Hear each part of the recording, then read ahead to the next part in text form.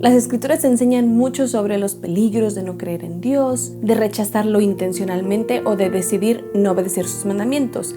Pero, ¿eso significa que los que ya hicimos convenios con Él no tenemos nada que preocuparnos? La respuesta a eso es muy obvia, no. Pero en los capítulos del 6 al 10 de Segundo Nefi, Jacob nos enseña uno de los pecados y peligros más comunes de entre quienes nos decimos creyentes. Y te lo quiero mostrar. Para empezar, necesito que durante todo el video mantengamos la perspectiva de que Jacob no estaba hablando con personas que no creían en Dios. Su propósito en lo que vas a escuchar no era que la gente creyera en Él. No, Jacob estaba hablando específicamente a quienes ya eran o se creían el pueblo de Dios. De hecho, solo unos capítulos antes es cuando Nefi se separa de Lamán y Lemuel, y Nefi describe así a la gente que se fue con él.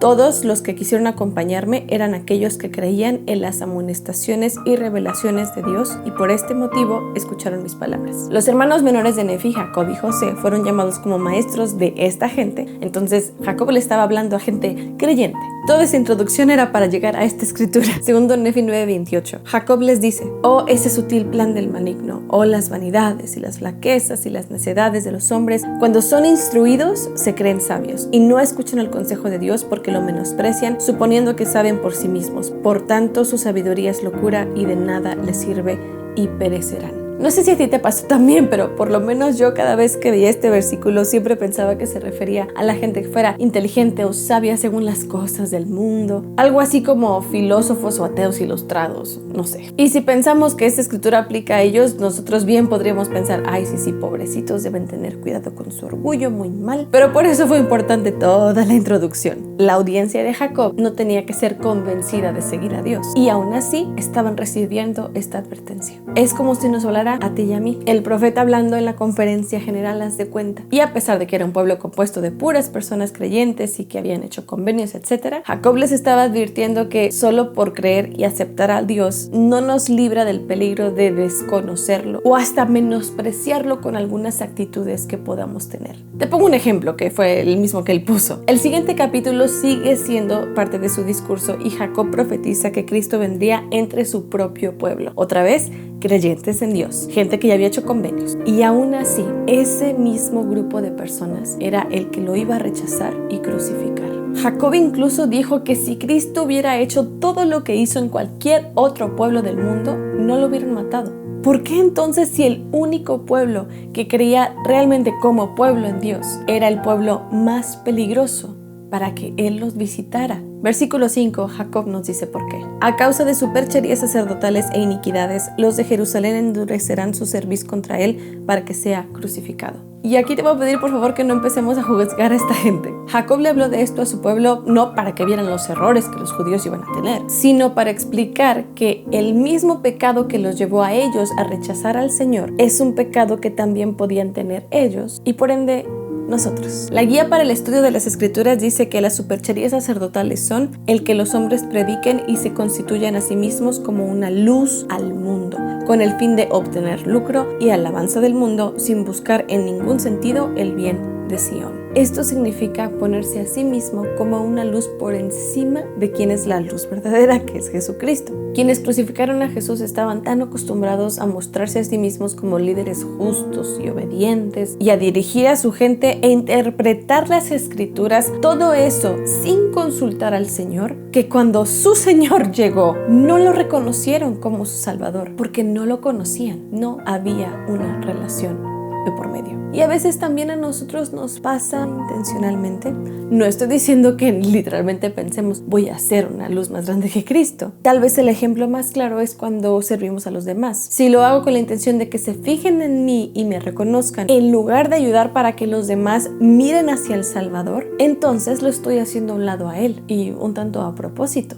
Y esto puede ser cuando estás en un llamamiento, estás frente a una clase, muchos ejemplos. Y es delicado porque si llegamos a acostumbrarnos a esto, a hacer cosas sin realmente consultar a Dios, cuando Él esté realmente presente en nuestras vidas, no lo vamos a reconocer. Simplemente no podremos ver igual que los judíos. Pero, Así como a veces quizás lo hacemos con toda la intención, también hay veces que sin querer y sin darnos cuenta estamos haciendo al Señor a un lado. Y no con una mala intención. Puede ser que nuestra relación con Él no se siente tan fuerte y no sentimos que podemos preguntar. Quizás solo es falta de costumbre o simplemente olvidamos consultar a Dios en algunas cosas de nuestra vida. Por ejemplo, Mario, mi esposo, está preparándose para entrar a la maestría. Aquí donde vivimos, para ser admitido al posgrado que quiere, él tiene que hacer un examen de admisión y puede escoger entre dos tipos de exámenes. Llamémoslos examen tipo A y examen tipo B. Y ahorita dedica todo su tiempo libre para estudiar para ese examen. Durante el verano pasado decidió que iba a hacer el examen tipo A,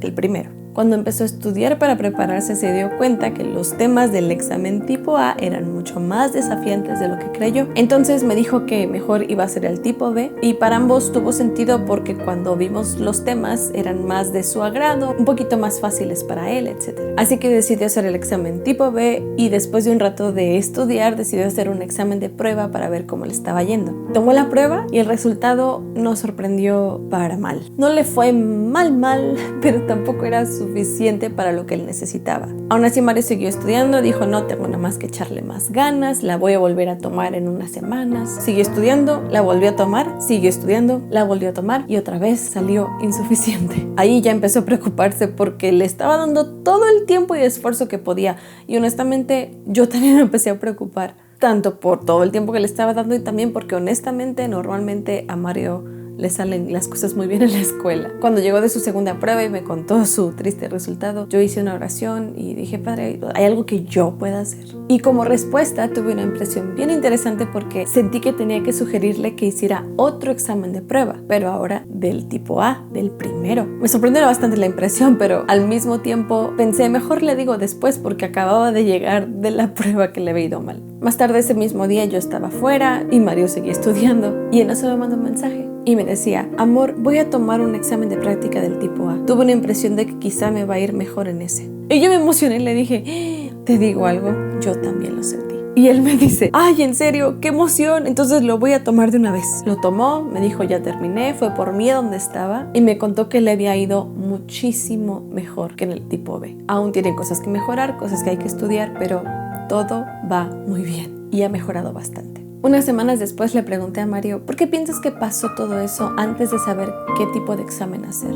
Y aprendí mucho de su respuesta. Me dijo, yo no creo que el Señor estuviera esperando que le preguntara qué examen escoger. Creo que yo tenía que escoger, pero después de escoger el B, tampoco lo consulté. Y no pasó nada grave, pero sí fue suficiente como para ayudarme a entender que pude haberme ahorrado mucho tiempo, estrés y esfuerzo si hubiera buscado el consejo de Dios. Dios sabe que somos capaces de lograr muchísimas cosas en este mundo. A eso vinimos, a crecer, a aprender, a caernos, a levantarnos, a aprender otra vez, a alcanzar metas. Y no a que Él nos esté diciendo qué hacer, pero el tomar en cuenta su consejo siempre va a bendecir las decisiones que tomes. No solo porque estarías pidiendo la opinión de un Dios, sino que al hacerlo lo estás invitando a que trabajen juntos y por ende vas a conocerlo cada vez mejor, cómo te habla, cómo hace las cosas, y vas a poder reconocer cómo es que su mano actúa en tu vida. Los judíos no reconocieron que Él estaba enfrente porque desde antes no lo conocían. Ese es un peligro que nosotros también corremos, pero que nunca será demasiado tarde para enmendar.